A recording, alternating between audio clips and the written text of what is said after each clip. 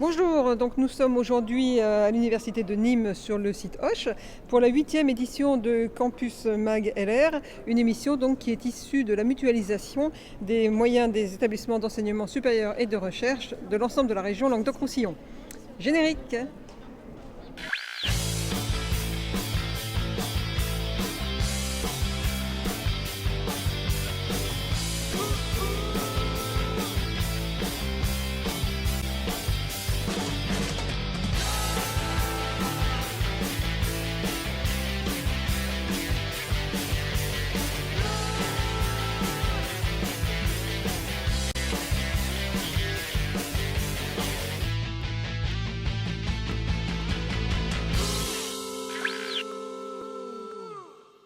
Alors aujourd'hui, donc au programme de Campus Mag, cinq grandes rubriques: la recherche, la vie étudiante, la formation, l'engagement et la culture scientifique. Pour démarrer, bonjour Julien. Bonjour Anne. Pour démarrer, on va peut-être donner la parole à Nicolas Leroy, donc vice-président de l'Université de Nîmes, formation vie universitaire. Quelques mots donc pour introduire un petit peu l'ensemble de ce programme.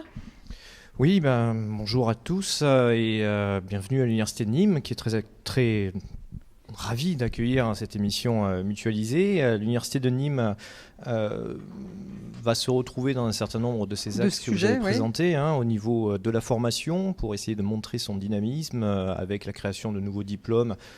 Cette année s'ouvre en effet un diplôme universitaire de préparation Sciences Po, ainsi qu'une licence professionnelle dont vous parlerez, gestion durable des organisations, management durable des organisations, pardon. Au niveau de la recherche, l'Université de Nîmes est également sur une démarche de dynamisme avec la mise en place d'une fédération des chercheurs de l'université autour d'un thème commun touchant au nucléaire, dont il sera question également. Enfin, dans le domaine de la vie universitaire, l'Université de Nîmes reste fidèle à son principe de départ. C'est une université à taille humaine, c'est une université de proximité, c'est une université également qui est ouverte sur la ville. Et la mise en place du jardin partagé qui va être inauguré sous peu s'inscrit tout à fait dans cette démarche. C'est parfait. Donc tout ça, effectivement, c'est des sujets qu'on va développer dans l'heure qui vient. Peut-être quand même un mot sur l'Université de Nîmes elle-même. Donc c'est plusieurs sites. C'est dont un site où nous sommes actuellement qui vient d'ouvrir. Combien d'étudiants et combien de sites? Parce que je n'ai pas dit le nombre. L'Université de Nîmes, c'est 4 sites, en effet. Site Vauban, Carmes, Gis et Hoche, qui est le dernier venu. C'est près de 4000 étudiants au total répartis sur ces 4 sites. Et donc c'est ce site Hoche dans lequel nous sommes vraiment très heureux de vous accueillir. C'est notre petit joyau et la vitrine de notre professionnalisation qui est inscrite dans l'ADN de l'Université de Nîmes.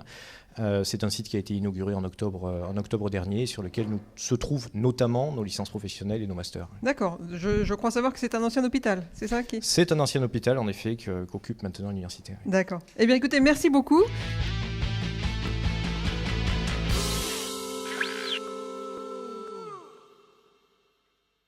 Alors nous commençons donc cette rubrique recherche par un premier sujet consacré à l'Observatoire des conflits de l'industrie nucléaire.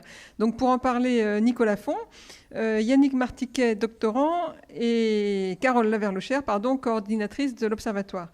Donc je peux peut-être commencer par donner la parole à Nicolas Font, donc, qui est directeur du département droit, économie, gestion de l'université, avec une question toute simple: pourquoi l'université s'intéresse à ce domaine très précisément du nucléaire? Alors, l'Université de Nîmes s'intéresse au domaine du nucléaire, pas seulement parce que c'est un sujet d'actualité, qui a une actualité brûlante, c'est surtout par rapport au contexte géographique. C'est-à-dire que l'Université de Nîmes est implantée au milieu d'un secteur géographique dans lequel on retrouve toutes les industries du nucléaire civil. Et même de manière très proche, puisque nous avons le site de Marcoule qui est à Bagnols-sur-Cèze, dans lequel est abrité un cycle de recherche sur le combustible par le CEA. Et puis on a d'autres sites qui sont un petit peu plus éloignés, mais quand même très proches finalement du département, puisqu'on a le site de Cadarache qui est dans les Bouches-du-Rhône, du Tricastin qui est dans le sud de la Drôme, et dans l'Ardèche on a le site de Cruas. Donc c'est naturellement qu'on va vers ce domaine-là. Et donc tous ces acteurs sont concernés par ce que met en place l'Université de Nîmes? Alors bien évidemment les acteurs sont concernés, le CEA, Areva, EDF... participent à nos actions de recherche puisqu'ils nous fournissent de l'information, mais c'est surtout une recherche universitaire qui est envisagée ici avec les autres institutions universitaires autour du bassin aussi bien à l'école des mines que... L'école des mines d'Alès. L'école des mines d'Alès, tout à fait, que le pôle de compétitivité et risque qui a été créé sur le Languedoc-Roussillon et sur le PACA, auquel nous sommes membres avec l'Université de Nîmes. D'accord. Alors, donc vous avez choisi ce sujet, le nucléaire. Ensuite, vous avez choisi que ça prenne la forme d'un observatoire. Donc, Carole Laverre-Lecher, pourquoi un petit peu cette forme d'observatoire et qu'est-ce qu'on peut mettre dans cette coquille ? Alors, on a choisi la forme de l'observatoire. C'est quelque chose qui se fait couramment et qui se développe de plus en plus maintenant dans la recherche, sur plein de domaines. C'est assez pratique puisqu'on crée finalement un espace de dialogue entre les différents acteurs concernés par les matières qui sont étudiées par ces observatoires. C'est aussi un moyen finalement de communiquer sur l'action de recherche de l'université et des départements.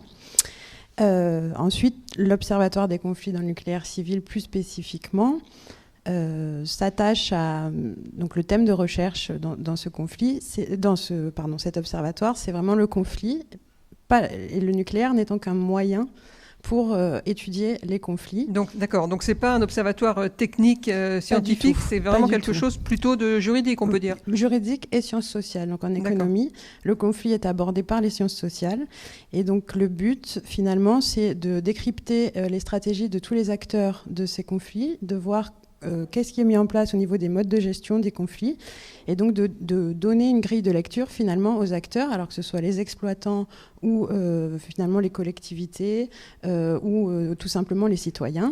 Donc créer des grilles de lecture pour pouvoir anticiper les conflits, les éviter, créer des modes de régulation efficaces avec association et concertation des citoyens. Vous parlez d'habitants, enfin de citoyens. Oui.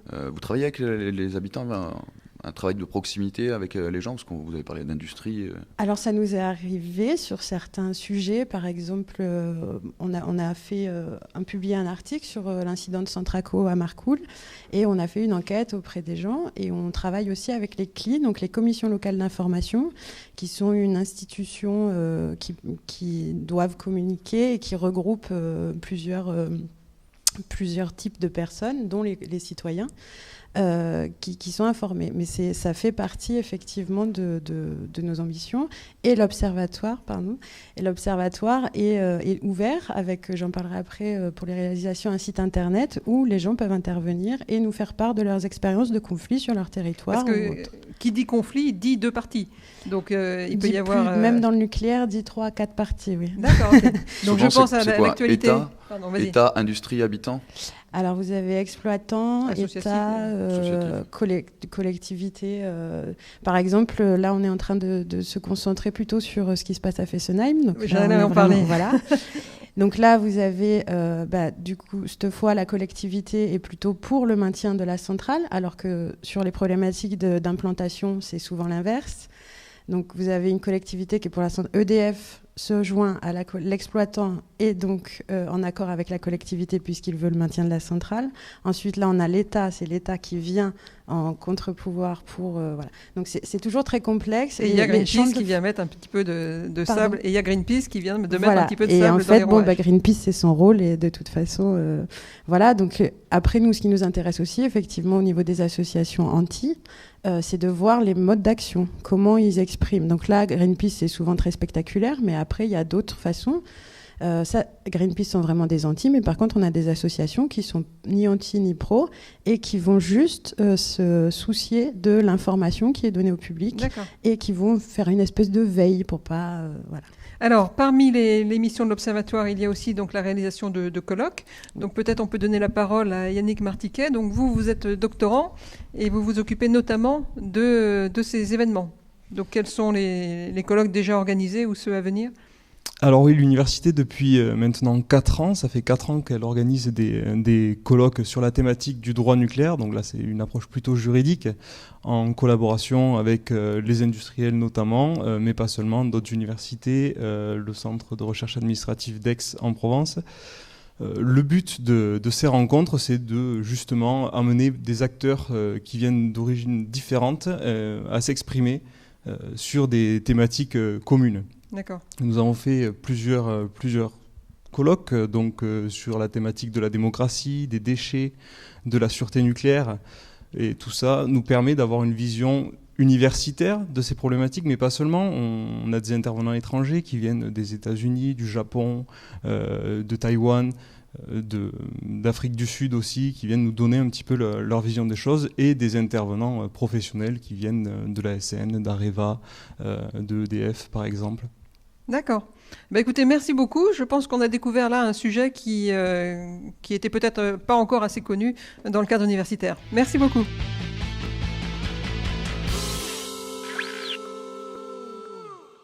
Alors nous passons au deuxième sujet dans cette rubrique recherche, un sujet consacré aux drones pour faire du diagnostic thermique. C'est un sujet de l'UM2. Alors je vais vous présenter les personnes qui vont nous en parler. Donc Guillaume Bogoujevski de la start-up Cycleon qui est hébergé à l'UM2. Olivier Thaler, donc, qui est enseignant-chercheur responsable du projet Climat Drone.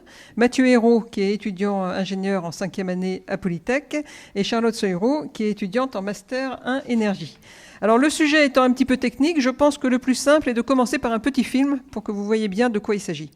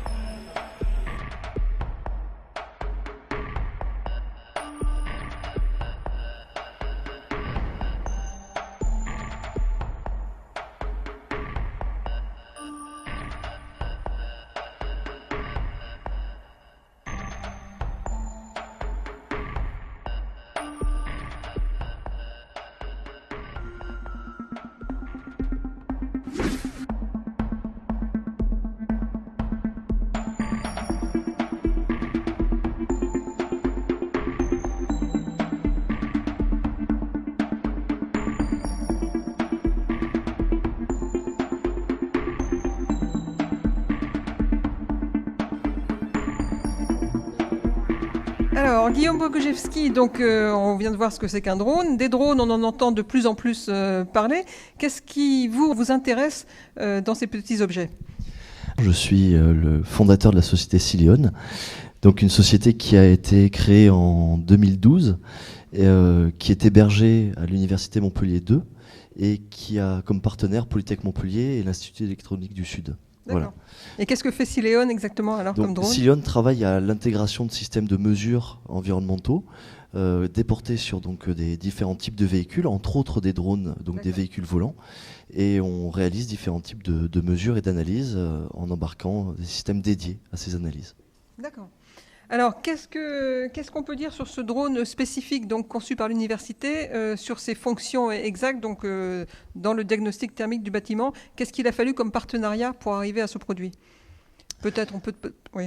Donc oui, comme partenariat, donc justement un des partenaires privilégiés est Polytech Montpellier, où Mathieu Hérault justement est un des étudiants qui est accueilli chez Cycleon, à qui je vais donner la parole. D'accord.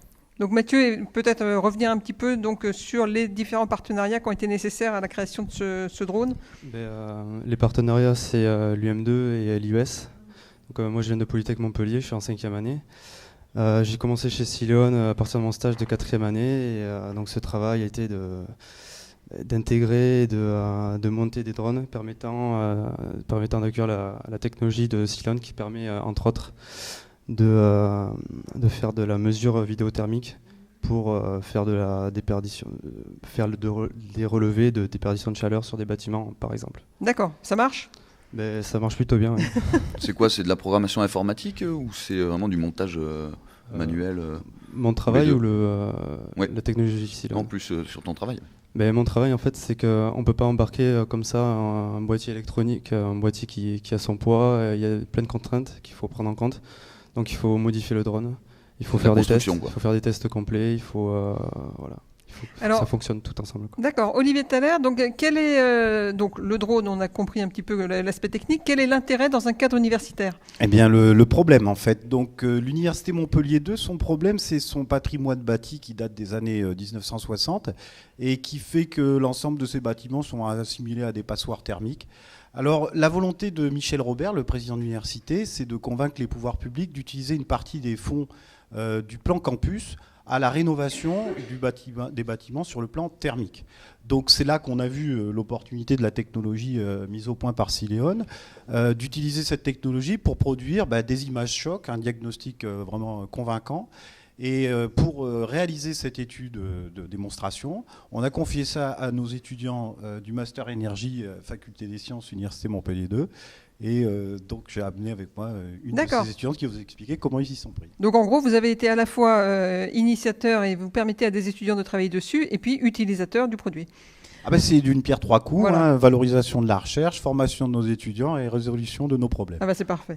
Alors Charlotte Seureau, peut-être donc un mot, tout simplement, qu'est-ce que vous faites vous exactement dans le cadre de ce projet?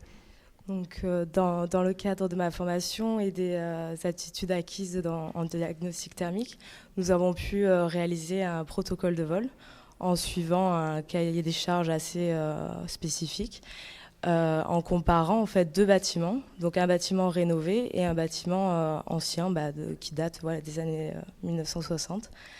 Et on a pu constater, grâce aux images thermiques, une efficacité de rénovation des bâtiments de l'UM2. Donc le but étant de continuer les rénovations dans d'autres bâtiments. Parfait. Écoutez, merci beaucoup et puis bravo pour ce travail collaboratif.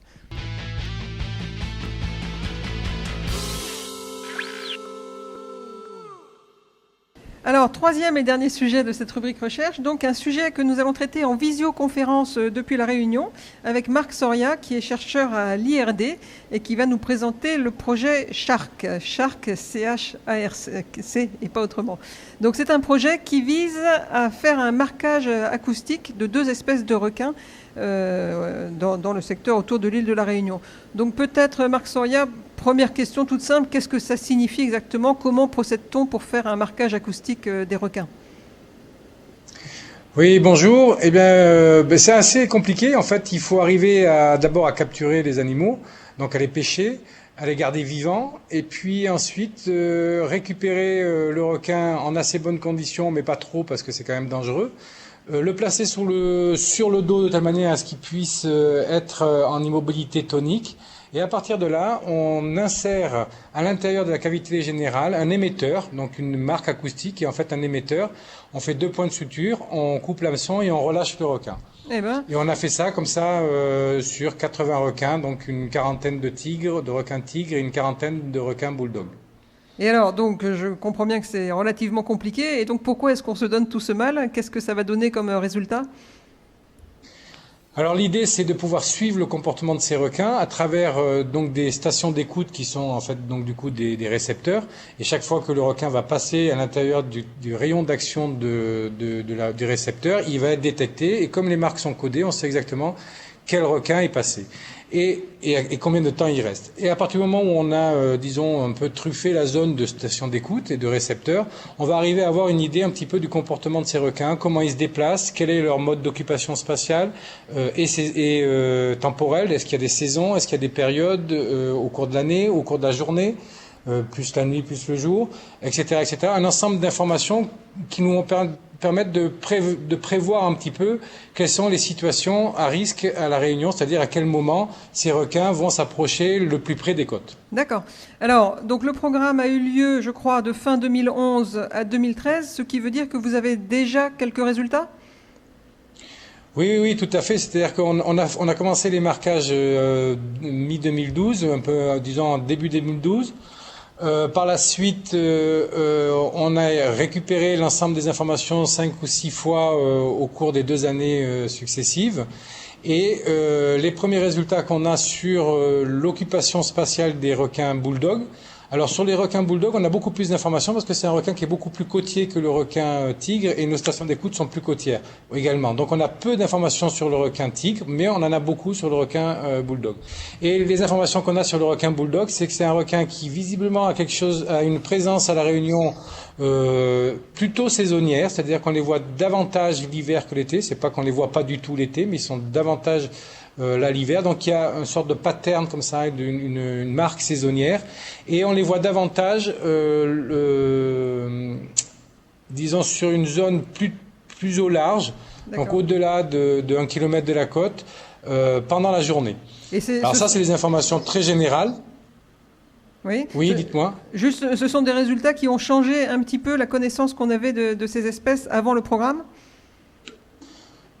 En partie, oui, parce que d'abord, la connaissance sur ces deux espèces de requins était très, très, très maigre.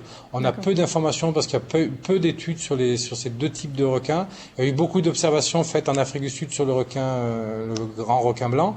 Mais sur requin tigre et requin bulldog, il y avait peu d'informations. Donc il y a des choses qui confirment les observations déjà recueillies en Australie ou en Floride. Mais on a sur le requin bulldog des informations un peu plus précises sur leur mode de répartition. Alors il y a une chose qu'on a de relativement nouveau par rapport aux observations précédentes, c'est qu'on a des requins bulldog qui visiblement ont la capacité d'occuper, en tout cas de visiter les zones du large pélagique, c'est-à-dire les grands fonds, sans être évidemment sur des fonds de 3000 mètres, mais ils sont en pleine eau. Et donc ce comportement-là est assez original, on va dire, parce que jusque-là, on pensait que c'était un requin qui était plutôt inféodé aux zones littorales côtières. D'accord. Bah écoutez, je vous remercie. J'imagine, ça donne des tas de pistes pour d'autres programmes à venir. Merci beaucoup, Marc Soria. Merci, avec plaisir. Au revoir. Au revoir.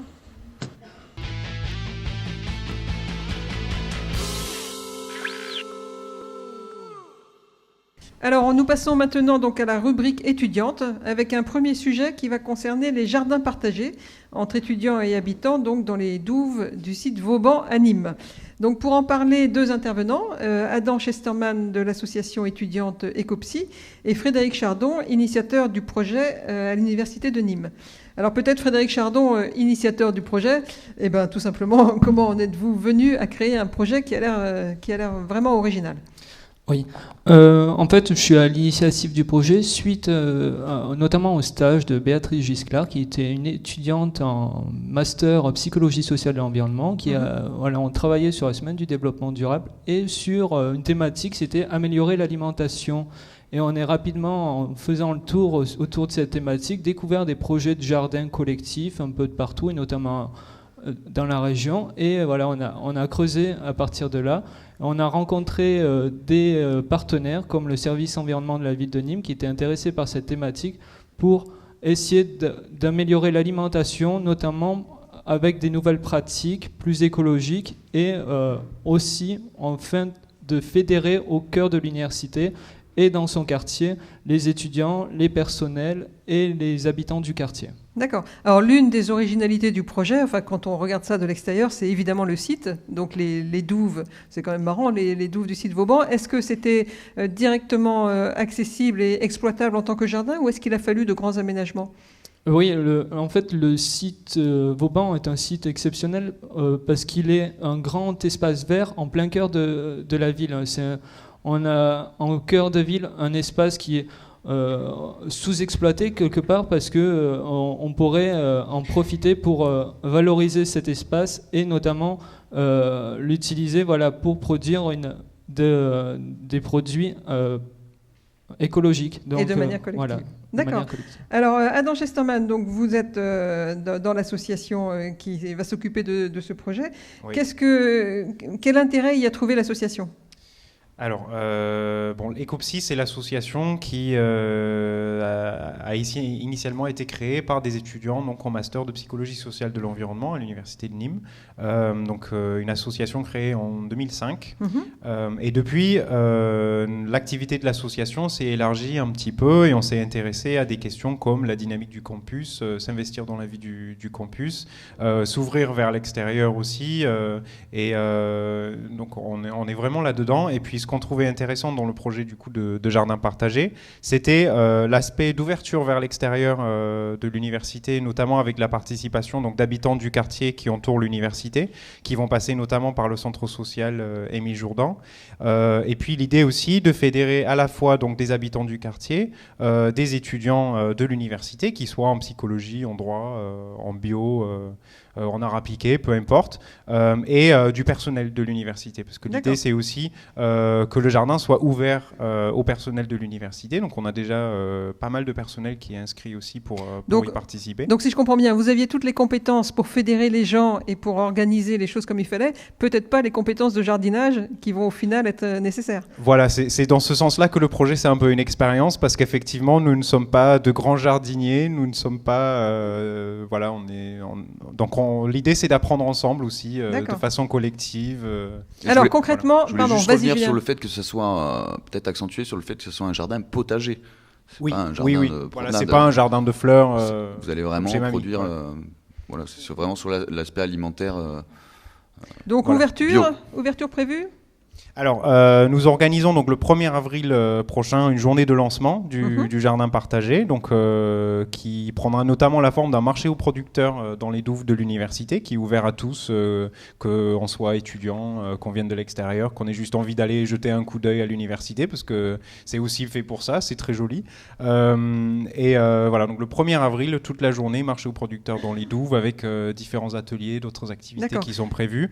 C'est la journée de lancement officielle du jardin, mais s'il y a des personnes qui souhaitent s'inscrire, ils peuvent très bien contacter l'association. Et je crois savoir qu'il y a un concours photo aussi que vous organisez ? Oui, en effet.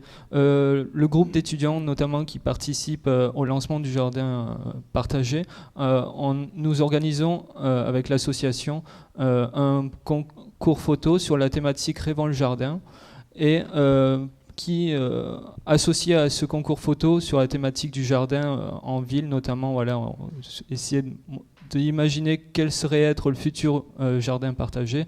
On a associé un naturaliste de l'Observatoire du patrimoine naturel du Gard pour, par exemple, identifier les espèces végétales ou la faune qu'on trouvera sur ces photos. Parfait, donc un aspect en plus éducatif. Eh bien, écoutez, merci beaucoup et puis bonne chance pour ce beau projet. Merci.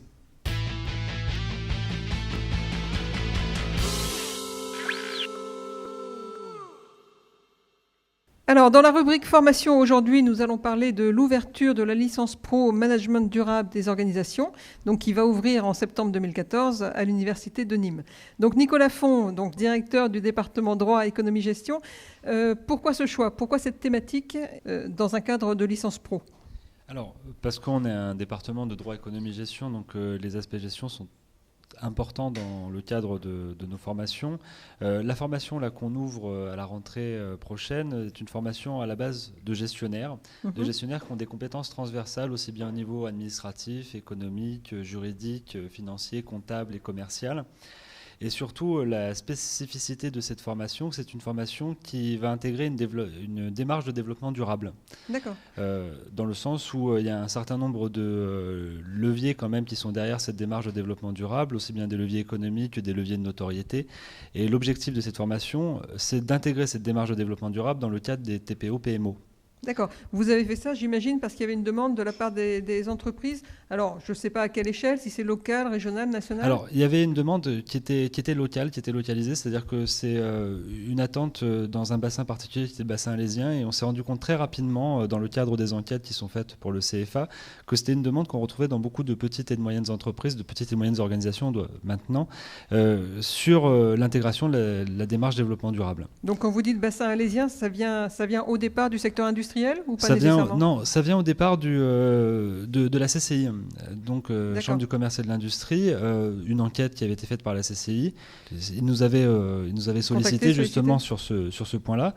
Et après, on a justement écarté l'enquête, développé l'enquête sur plusieurs secteurs d'activité. On s'est rendu compte qu'en le Gard, il y avait un problème de sous-qualification des gestionnaires, mais qu'il y avait cette démarche-là qui était intéressante et qui s'est retrouvée dans le Languedoc-Roussillon et au-delà. D'accord.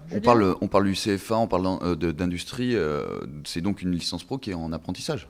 C'est une licence pro qui est en apprentissage, exclusivement en apprentissage, et il faut savoir que pour ouvrir une licence professionnelle en apprentissage, il y a une enquête qui est faite auprès du CFA, Et on a une trentaine de soutiens d'entreprises, en dehors des soutiens institutionnels.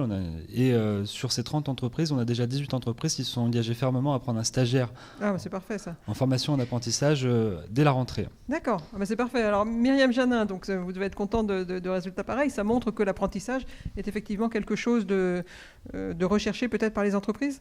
Ah oui, tout à fait. L'apprentissage est quelque chose qui se développe de plus en plus, qui est recherché par les entreprises, qui est recherché par les étudiants parce que ça présente de nombreux avantages. Ça permet aux étudiants de mettre directement un pied dans l'entreprise, de mettre en application directe leur savoir académique, tout ce qui leur est enseigné à l'université. Ça leur permet aussi d'acquérir de nombreux savoir-faire, de nombreux savoir-être de l'entreprise. Autre avantage, et il n'est pas négligeable, c'est qu'un apprenti, c'est un étudiant, mais c'est aussi un salarié. Donc il a des avantages en termes financiers, il a un salaire, mais également il a les mêmes droits et les mêmes devoirs qu'un salarié en termes, je pense à la retraite, en termes de cotisation. Autre chose non négligeable, c'est qu'un apprenti va sortir de sa formation avec certains diplômes, mais aussi une expérience professionnelle. Donc sur le CV, c'est quand même assez facilement valorisable et les entreprises sont très demandeuses de ça, quand elles embauchent un jeune qui sort de l'école, mais qui a déjà son expérience professionnelle. Donc c'est avec tous ces éléments-là que vous avez décidé d'ouvrir cette licence pro directement à l'apprentissage, ce qui reste quand même relativement original. Ça reste original d'ouvrir directement à l'apprentissage, mais ça se répand de plus en plus, puisque la culture de l'apprentissage se répand à l'université. Les jeunes sont de plus en plus conscients que l'apprentissage à l'université, c'est possible, ça existe. Et disons que...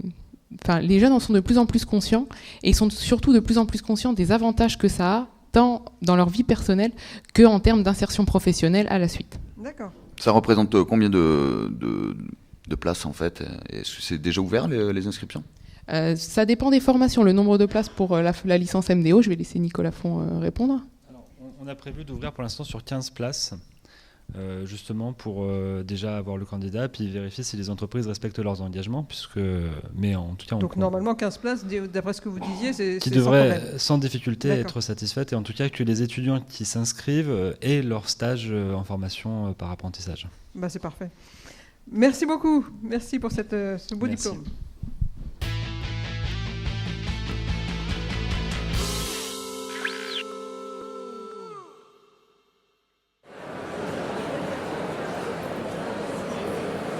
Alors moi c'est Morgane, j'ai 18 ans, je suis à Perpignan depuis septembre dernier.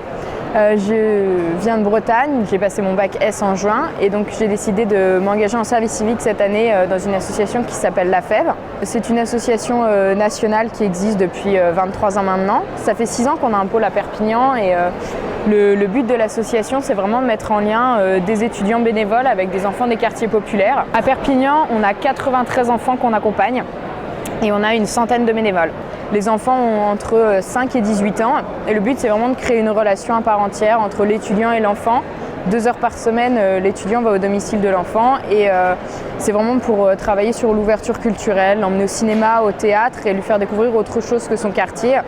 Et c'est souvent des enfants qui sont assez enclavés et qui ne voient que la maison et l'école. Nous, en tant que service civique, on est là pour accompagner les bénévoles, leur trouver des idées de sortie et vraiment que leur engagement bénévole soit un vrai plaisir pour eux durant cette année. En fait, j'ai découvert le service civique grâce à la JAPD qui ont passé une petite vidéo dessus. Et là, je me suis tout de suite dit, c'est vraiment une occasion en or de faire quelque chose d'utile, d'intéressant et d'autres. Et vu que c'est entre 16 et 25 ans, je me suis dit que l'année juste après le bac, c'était vraiment l'occasion de faire ce service civique pendant cette année-là. Ce que ça m'a apporté, le service civique, et ce que ça continue à m'apporter, c'est vraiment énormément de confiance en moi parce qu'on a beaucoup de responsabilités. Et c'est vrai que sur chacune de nos missions, on est plus ou moins les seuls à les faire. Donc il faut s'organiser, gérer son emploi du temps, gérer des réunions avec des partenaires qui sont plus vieux que nous, qui ont d'autres influences. Et donc c'est vraiment se mettre dans une position professionnelle. C'est aussi un vrai travail d'équipe puisqu'on est 8 à travailler ensemble. Et même si on n'a pas le même travail, c'est vraiment une cohésion, savoir ce que fait l'autre pour pouvoir amener à bien nos projets, trouver en chacune de nous vraiment des points utiles pour pouvoir construire quelque chose ensemble.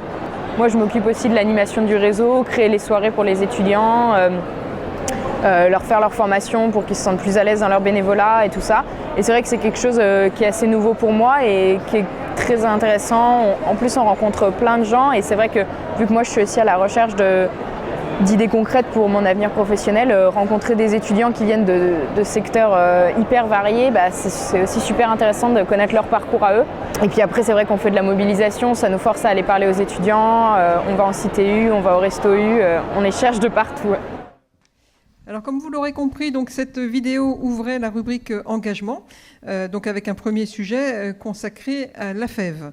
Donc, pour nous en parler en dehors de l'étudiante bien dynamique qu'on vient de voir, 2 personnes sur le plateau. Donc, Audrey Chanas, qui est chargée du développement local AFEV de Nîmes, et Alban Lefrançois, qui est un étudiant bénévole en L1 de biologie à l'université de Nîmes, et donc qui participe à du bénévolat au sein de l'AFEV. Alors, peut-être, même si la jeune de Perpignan a dit beaucoup de choses, peut-être quand même, Audrey Chanas, peut-on revenir un petit peu en détail sur ce qu'est l'AFEV au plan national et ensuite sur Nîmes ? Alors, historiquement, déjà, la FEV a été créée en 91. C'est une initiative de 3 étudiants qui étaient, dans un premier temps, je dirais, révoltés face aux inégalités dans les quartiers populaires et en même temps convaincus que la jeunesse avait envie de s'engager. La FEV s'inscrit donc vraiment dans cette dynamique de lutter contre les inégalités en favorisant la rencontre entre 2 jeunesses. Sur Nîmes, on est présent depuis 2007 et c'est à peu près une centaine d'étudiants bénévoles qui s'engagent pour accompagner des enfants et des jeunes 2 heures par semaine, donc soit au domicile de l'enfant, soit sur les établissements scolaires. D'accord. Alors je crois que ce qui est important de dire, c'est que c'est du bénévolat, mais il y a un lien avec l'université. Comment l'université fait-elle pour favoriser un petit peu cette implication, ce dynamisme ? Alors, l'Université de Nîmes, en effet, reconnaît les actions de la FEV et reconnaît l'engagement des bénévoles en ayant ouvert une unité d'enseignement libre. Donc, les étudiants de première et de deuxième année peuvent soit être bénévoles à la FEV sur leur temps libre, soit être bénévoles à la FEV dans le cadre de lieux libres, parce que l'Université de Nîmes reconnaît cet engagement et cette action. Et la plupart choisissent, j'imagine, la deuxième solution ? On est sur du moitié-moitié. Moitié-moitié ? Moitié-moitié. D'accord. Alors Alban Lefrançois, donc vous avez choisi donc de bénévoler, ça ne doit pas trop se dire, mais enfin de faire du bénévolat pour cette association. Précisément, qu'est-ce que vous faites exactement ? Alors je m'occupe d'un lycéen qui est en seconde, oui. Et je l'aide pour son orientation en lui montrant certains outils, par exemple, comme des sites internet, et je l'emmène à certains événements comme la nuit de l'orientation, ce qui lui permet de rencontrer des professionnels. D'accord, c'est pas du soutien scolaire. Il y a aussi, c'est pas vraiment du soutien scolaire, mais je peux lui donner certaines méthodes de travail, par exemple. D'accord. Donc vous avez, à la limite, vous auriez pu faire ça de manière rémunérée en dehors du cadre de la FEV, non ? Pas vraiment. Il faut. C'était pas le but. Tu t'en fous, toi. D'accord. Dans les 2 cas évoqués par Audrey, dans quel cas vous vous situez, vous avez fait ça pour que ça rentre dans le cadre de votre cursus par l'unité libre ? Je suis inscrit à lieu libre, oui, pour ça. D'accord. Et c'est parfait. Donc ça rentre, c'est pris en considération par l'université. Voilà. Eh bien, écoutez, merci beaucoup. Merci bien pour cette association, présenter cette association.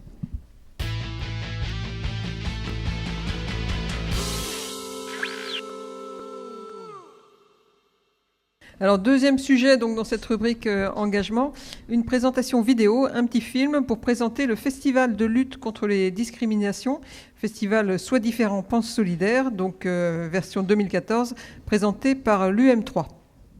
Alors, je suis Christa Dumas, je suis sociologue et je suis responsable administrative de la mission égalité hommes-femmes et lutte contre les discriminations. Et à l'intérieur de cette mission, donc, il s'agit de coordonner des actions et de prévention et de sensibilisation notamment sur les questions d'égalité hommes-femmes et d'égalité des chances. Depuis plusieurs années, effectivement, je pilote un certain nombre d'activités et d'actions, notamment un comité de pilotage de prévention de la prostitution étudiante, un festival de lutte contre les discriminations. Je fais également de la sensibilisation auprès des enseignants et des chercheurs pour développer les recherches et les enseignements sur le genre. Et je travaille avec un certain nombre d'institutions locales sur les questions de l'égalité homme-femme en partenariat. La mission égalité à l'université Montpellier 3 est née en 2002 en réponse à un appel d'offres européen du Fonds social européen qui visait à impulser des politiques d'égalité dans les universités. Montpellier 3 a été parmi les pionnières à répondre à cet appel d'offres et à bénéficier d'un financement. Et petit à petit, la mission s'est institutionnalisée et est devenue réellement un service administratif de l'université. Ce qui est intéressant, c'est qu'aujourd'hui, avec la loi Fioraso, il est imposé à toutes les universités d'avoir une mission égalité, et ce qui signifie que nous avons 12 ans d'avance. Le festival de lutte contre les discriminations est né il y a 6 ans. Jusque-là, nous faisions des semaines de prévention, de sensibilisation, avec en grande partie des associations extérieures. Et l'idée m'est venue de monter un festival pour arriver à sensibiliser les étudiants par différents biais, par la culture, c'est-à-dire par des concerts, des pièces de théâtre, mais aussi par des conférences, donc un apport plus scientifique, avec des moments festifs, parce qu'il me semblait que sur les questions des discriminations, qui sont des questions difficiles, il faut le prendre par plusieurs biais, ça c'est la première chose, et pas seulement par un biais purement universitaire, comme on a l'habitude de le voir ici, mais aussi de faire de la sensibilisation par les pairs, c'est-à-dire investir les étudiants dès le montage du projet pour qu'eux-mêmes soient acteurs de cette sensibilisation et ne soient pas que des consommateurs et des récepteurs de cette sensibilisation. Voilà d'où est né le projet du festival.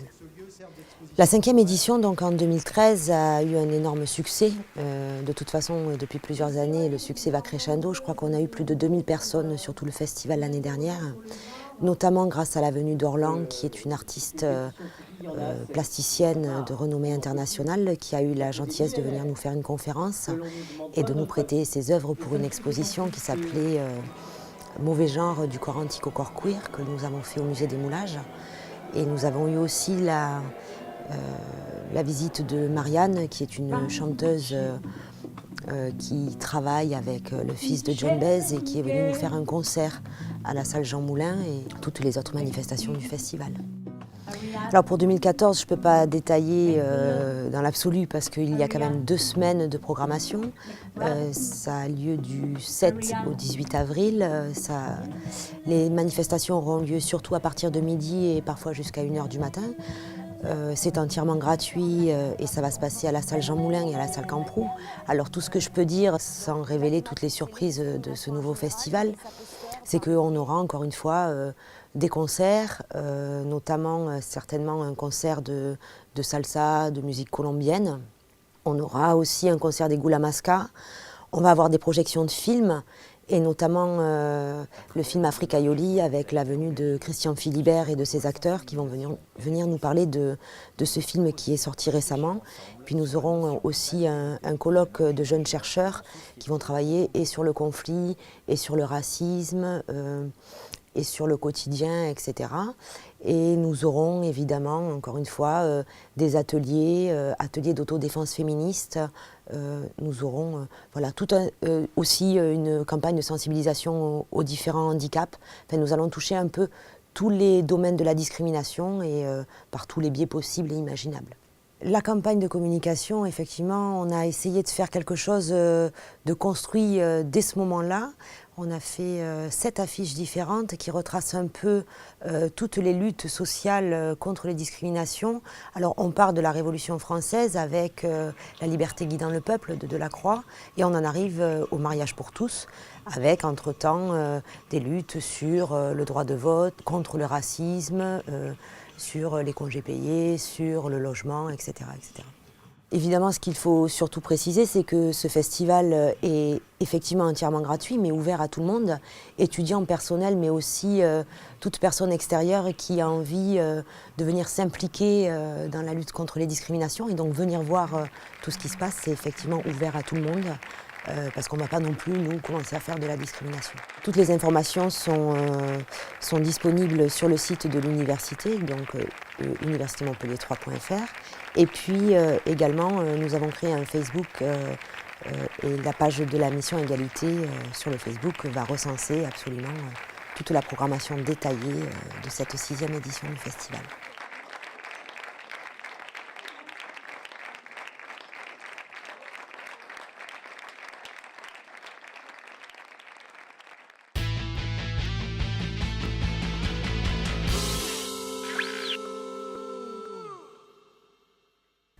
Alors, le troisième sujet de cette rubrique, donc engagement, est consacré à l'association Pharma Humanitaire. Et pour nous en parler, rien moins que son président, Pierre Massiste Bundachuta. Alors, on va voir avec des petits films un peu ce que vous faites, mais quand même, en quelques mots, en quoi consiste l'action de Pharma Humanitaire? Bonjour à tous. Pharma Humanitaire est une association étudiante de la faculté de pharmacie qui a été créée il y a de cela environ 14 ans. Et nous menons des actions de solidarité nationale et internationale. Je vais illustrer les actions internationales par la petite vidéo qui sera projetée. Alors, je pense qu'on peut continuer à parler en même temps qu'on voit les images. Donc là, j'imagine, on n'est plus en France. Non, non, du tout. Nous ne sommes plus en France. Là, c'est le Togo, précisément à Yopé-Tiviépie. Et c'est des bâtiments un peu délabrés, précisément dispensaires, que nous avons rénovés il y a de cela 2 ans, en 2012. D'accord. Alors, quand vous dites nous, c'est qui? Donc, c'est tous les bénévoles de l'association Pharma Humanitaire. Bon, comme vous le savez, dans toute association, c'est pas que le président ou le bureau qui bosse, c'est tous ses membres qui font que l'association aille de l'avant. Et là, c'est la partie rénovation proprement dit. On peut même aller jusqu'à dire des travaux de basse besogne parce que on refait des peintures, on remet des toitures et on redonne un peu de souffle à ce dispensaire qui était en ruine, en lambeaux et dans lequel des animaux s'y abritaient presque pendant les moments de pluie. D'accord. Vous êtes parti combien de temps là-bas? La mission a duré environ 1 mois, pendant le mois de juillet 2012, donc 1 mois environ. D'accord. Et j'imagine qu'en amont, il y a tout un travail à faire pour trouver les fonds nécessaires à cette opération? Oui, effectivement, nous travaillons en partenariat avec la GMV Togo, côté local sur l'Afrique. Et en France, nous menons des actions pour effectivement faire rentrer des sous, tels qu'un loto annuel organisé sur la fac de pharma, un atelier emballage papier cadeau qui a été mis en place il y a de cela 2 ans, qui est un moment génial et d'échange entre nous, les bénévoles de l'association. C'est des moments qui sautent des liens, quoi. D'accord. On voit, je crois, quelques images de ce qui est devenu donc ce premier lieu que vous nous avez présenté. Effectivement, là, cette projection-là, c'est un peu le rendu de la mission. Donc, après travaux, on a essayé d'illustrer par des images le résultat de ce dur labeur, de 1 mois de dur labeur. Et là, ces images, c'est par exemple la dotation au dispensaire des médicaments. Là, nous avons quelques bénévoles qui sont en transport en commun là-bas pour aller acheter des médicaments chez des grossistes répartiteurs. Et ce sont toujours des médicaments qui seront dotés à toute la communauté en fait villageoise. C'est pas que aux dispensaires, parce que les dispensaires sont des lieux de vie, ça appartient à des communautés et c'est à la communauté villageoise qu'on fait ce don. D'accord, bah écoutez, et en dehors de ce projet au Togo, vous pouvez nous citer d'autres projets? Je crois que les projets ne sont pas tous à l'international. Non, bien que le plus gros du projet est à l'international, nous avons beaucoup de projets au niveau national. Nous travaillons en partenariat avec l'ESF pour la collecte de sang, ça se tient 3 fois dans l'année. Nous sommes en partenariat avec France Ad-Hoc pour sensibiliser sur le don d'organes et de tissus humains. Nous sommes en partenariat avec l'AFM lors du Téléthon. On se mobilise aux côtés des autres facultés de la fac de pharmacie. Bref, il y a pas mal de projets comme ça que nous montons dans l'année. Et une innovation cette année, nous avons mis en place une conférence sur le don de moelle osseuse parce que c'était une problématique qui était mal connue chez nous et qu'on voulait mettre en avant. Eh bien, et ça vous prend combien de temps par semaine, tout ça? Énormément de temps. Je ne compte pas mes heures, je le fais par passion. D'accord. Julien, une remarque supplémentaire? Non, c'est admirable. En dehors du Togo, les autres pays sont tous en Afrique ou vous avez monté des opérations aussi, je sais pas, en Asie, en Amérique latine? Oui, c'est vrai. Là, ça fait 2 ans que nous intervenons au Togo, mais pendant 10 ans, nous avons intervenu au Mali. D'accord. Donc pendant 10 ans, on a fait les localités de Blendio, Kolé, Domba et Keko au Mali. Et nos objectifs ayant été atteints au Mali et surtout aussi par rapport à l'instabilité géopolitique, on a en quelque sorte changé notre fusil d'épaule. On a commencé à décider à intervenir au Togo, plus ou moins, voilà, au sud, sur la demande de la GMV Togo. Bon, et écoutez, bravo vraiment pour tout ce dynamisme. Merci beaucoup. C'est moi qui vous remercie.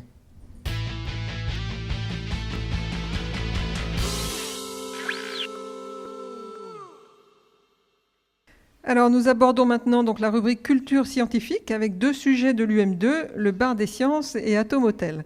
Donc pour nous en parler, Marine Puel qui est médiatrice culturelle et Julie Chapelle qui est médiatrice scientifique du pôle culture scientifique de l'UM2.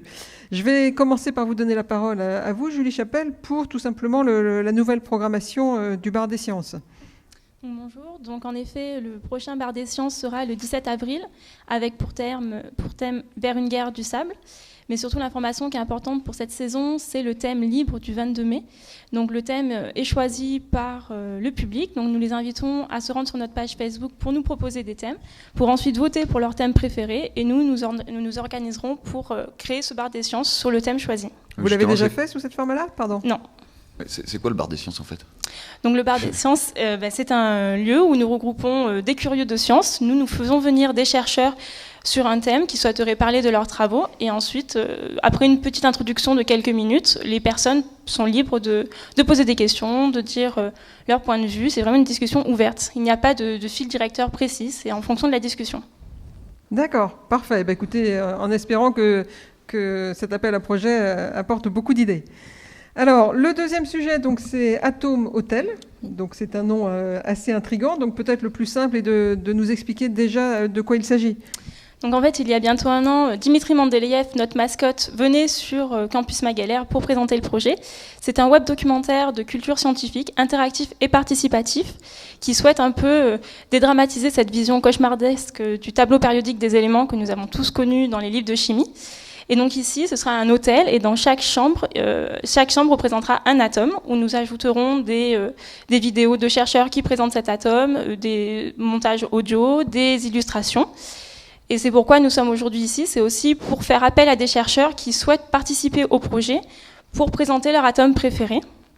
Et justement parce que nous venons de passer dans une phase de financement plus importante, une phase de production, puisque nous avons eu les financements de France Télévisions Éducation et de Univers Sciences. D'accord. Et vous avez un atome préféré ? C'est le mercure. Ah bon ? D'accord. Alors, sauf si Julien, ça vous inspire. Potassium. Alors, peut-être on peut voir maintenant une vidéo consacrée, je crois, à la fête de la science. Oui, nous étions présents à la fête de la science et nous avons demandé au public quel était leur atome préféré et pourquoi. D'accord. C'est une très bonne question. Alors, mon atome préféré, je pense que ça sera le fer. Il a cette capacité à aimanter, donc je trouve ça totalement magnifique. Et il est aussi vital dans la vie, on le trouve partout. Voilà, c'est le fer. Le beryllium. Le silicium, c'est l'atome qui constitue tous les circuits électroniques. Et en même temps, il permet de s'amuser vu que c'est l'atome qui constitue le sable qui est à la plage. J'aime bien le sodium. Mon atome préféré, c'est l'argent. C'est l'oxygène. C'est grâce à lui qu'on est là et que sans lui, on ne pourrait pas respirer. Donc, voilà. Le titane. Le copernicium. C'est le lithium. Une partie du lithium nous vient directement du Big Bang. Donc les premiers éléments qui ont été formés dans les premières minutes d'existence de l'univers. Alors moi je préfère le silicium, disons j'aime bien le silicium. L'uranium. L'hélium, parce qu'il est léger. On n'en fait rien, il sert à rien, presque à rien. Puis on peut voler avec. L'or. Le carbone. C'est vraiment l'élément essentiel dans la chimie organique. Le palladium. Tout de suite là je dirais l'oxygène. Voilà.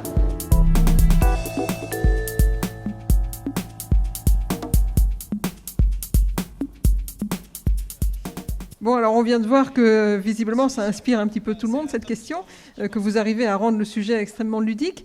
En même temps, Atome Hotel a visiblement d'autres volets, et notamment, de manière un petit peu curieuse, un volet littéraire. Donc je vais passer la parole maintenant à Marine pour qu'elle nous explique comment la littérature a pu se raccrocher à un tel projet. Oui, alors voilà, je suis là pour l'aspect littéraire d'Atome Hotel. Donc on recherche dans des ouvrages de littérature des noms d'atomes, afin de constituer une véritable bibliothèque unique et originale. Donc je vous ai apporté quelques livres pour illustrer mes propos. Donc nous avons trouvé des atomes notamment dans Flaubert, Bouvard et Pécuchet. Donc ce livre relate l'histoire de deux amis qui quittent leurs métiers respectifs afin de s'orienter vers d'autres univers, notamment l'univers de la chimie. Ensuite, nous avons Isaac Asimov, donc un classique de la science-fiction, où dans ce recueil de nouvelles, comporte une histoire particulièrement intéressante pour nos démarches, où on supprime la radioactivité de la surface de la Terre et donc l'uranium pour une durée de 5 ans. Donc le titre la pose. En fait, et donc, qui fait toute cette recherche ? Moi en partie, mais on est aussi aidé avec la médiathèque Émile Zola de Montpellier. Puis on va aussi vers des littéraires. On va vers eux, on leur montre le projet et on leur demande s'ils n'ont pas des idées à nous communiquer. Qu'est-ce qui au départ vous a donné cette idée-là ? Alors c'est une idée donc de Thierry Brassac, voilà, de vouloir être interactif et de dépoussiérer le tableau périodique et d'apporter une nouvelle dimension. D'accord. Alors, il y a peut-être un aspect dont il faut parler, c'est l'aspect financement, parce que du coup, c'est un projet qui est multisectoriel. Comment faites-vous pour financer un petit peu tout ce dynamisme ? Donc nous avons eu, comme je l'ai dit, un financement initial par Univers Science qui a lancé un peu le projet. Et aujourd'hui, nous avons aussi d'autres partenaires, et notamment donc, France Télévisions Éducation. Et une dernière partie sera par un crowdfunding, toujours dans cet esprit un peu participatif pour faire intégrer les gens au projet. Donc d'ici le mois de mai, nous allons le lancer. Et justement, l'intérêt aussi, c'est qu'il y ait des rétributions dans un crowdfunding sur KissKissBankBank. Donc par exemple, pour des petites rétributions, on a fait taper des copecs. Donc, il pourrait être une petite rétribution ou encore un abonnement au magazine scientifique Drosophile. Donc, ce sont des rétributions à avoir. Parfait. Donc, pour l'instant, je vous invite donc à vous rendre sur le blog d'Atom Hotel. Donc, sur le blog d'Atom Hotel. Où nous présentons le projet. Et vous pourrez voir d'ailleurs la première vidéo sur le fluor qui a été réalisée il y a peu de temps. Eh bien, écoutez, merci beaucoup. Puis rendez-vous tous donc sur KissKissBankBank pour soutenir ce projet. Merci beaucoup. Merci.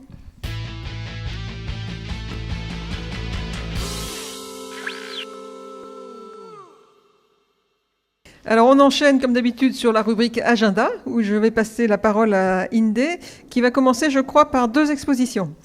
Oui, alors 2 expositions qui se passent à l'UM2, avec en ce moment même une expo photo assez décalée et humoristique, faite par Alexandra Frankiewicz. Ce sont des portraits des femmes de l'UM2 et à voir absolument. Ensuite, Aurélie Mourier, qui est plasticienne à l'UM2, vous ouvre son expo culture à partir du 3 avril. D'accord. Une projection ? Oui, alors je ne sais pas si vous avez déjà entendu parler de ces organismes vivants qui survivent à des conditions extrêmes. Donc le CNRS nous invite à son café vidéo avec la projection de Créatures du Chaud. Et vous offre le café le jeudi 3 avril de 13h à 14h. Ah bah c'est parfait. Un concert pour les amateurs de musique ? Comme d'habitude, les jeudis en musique à l'Université Montpellier 3, qui se passe le 3 avril à 12h15. Ce sera cette fois-ci Jean-Pierre Como et son quartet Boléro qui vous fera un hommage entre musique latine et méditerranéenne dans un style jazz fusion. Et c'est gratos. Ah oui, et c'est gratos, important. Une conférence hein ? Oui, alors Culture Science revient le 8 avril à Montpellier-Supagro à partir de 18h. Ce sera un débat cette fois sur la question de la politique agricole et du Farm Bill américain. La question est de savoir s'ils vont tous les deux dans la même direction. Cette séance qui sera dirigée par Bernard Hubert, le président d'Agropolis International. Oui. Alors 2 rendez-vous en vie nocturne, c'est important aussi. Oui, alors plutôt un marathon, je dirais, de gala, avec le gala médecine, le 25e gala médecine le 4 avril et le 39e gala droit le 5 avril, qui se dérouleront tous les 2 au domaine des Mours. Et voilà, les préventes sont ouvertes et tout le monde est bienvenu. Ouais, si tu fais les 2, normalement tu meurs à la fin. Je prends le challenge. Allez, ok. Voilà. Un concours maintenant. Alors, oui, concours. Vous avez jusqu'au 30 avril pour participer au concours L'Avenir s'imagine, organisé par l'ONICEP Languedoc-Roussillon. C'est un concours qui récompensera en fait les textes, vidéos ou blogs qui mettront en avant un métier dans 20 ans, dans un monde où il y aurait une égalité parfaite entre les hommes et les femmes. Et j'espère juste qu'on n'attendra pas 20 ans pour ça. Quand même.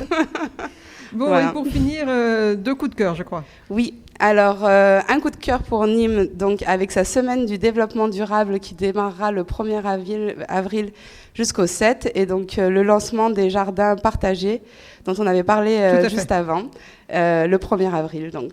D'accord. Et un deuxième coup de cœur ? Oui, c'est Montpellier avec sa 8e édition de la zone artistique temporaire, plus connue sous la ZAT, qui va investir cette fois le quartier de Malbosc et son parc. Et donc, ce sera particulier cette année, puisque c'est une ZAT nocturne qui durera qu'une seule nuit et qui commencera donc le 19 avril à 20h jusqu'au lendemain matin, toute la nuit. Parfait. Voilà. Bon, et ben de quoi s'occuper. Et j'ai un coup de cœur, moi, c'est le festival de lutte contre les discriminations, puisque c'est mon festival, du coup, c'est autopromotion, qui est du 7 au 18 avril. Alors, on a vu la vidéo tout à l'heure, mais je le répète dans l'agenda, tant qu'à faire. Bon, et ben écoutez, merci à tous. Je crois qu'il y a de quoi occuper un petit peu tout le monde avec tous ces rendez-vous. C'était donc la 8e édition de Campus Mag. La prochaine, la 9e, aura lieu le 11 avril à l'UM1 à Montpellier. Merci à tous. Au revoir.